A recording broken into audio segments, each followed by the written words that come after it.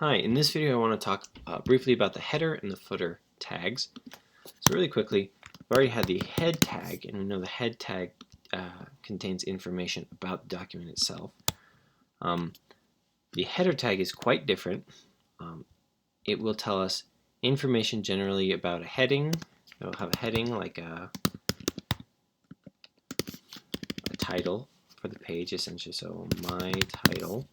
It might have a logo, might tell about the author, and as you can see here, this information actually shows up in the body of the document. This is different from the head field, in that the head field, what's in the head field doesn't actually show up here. If you put information in the header, it will show up in the body of the document, and it's information that should generally let both the user and any program that's parsing the data of the document know what's going on in the document. So in the head tag, most of the purpose of the head tag is not so much for the user as it is for the parser or the browser.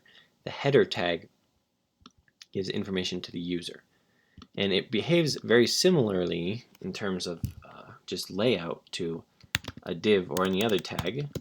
The difference is that because it has a tag name header, any program that's looking to pull information from the web page, a search engine, the browser, for example, they all have a better clue of what you're actually trying to accomplish with this information.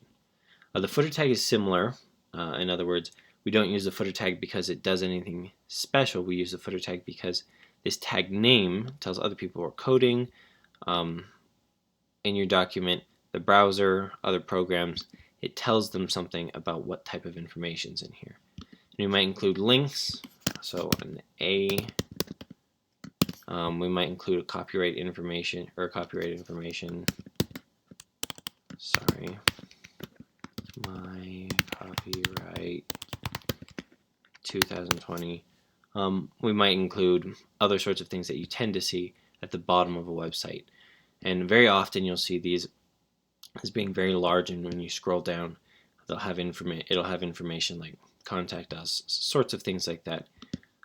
Information that you might expect somebody who goes to all the effort to scroll all the way to the bottom of your website might be looking for. So maybe more technical information on your site, maybe.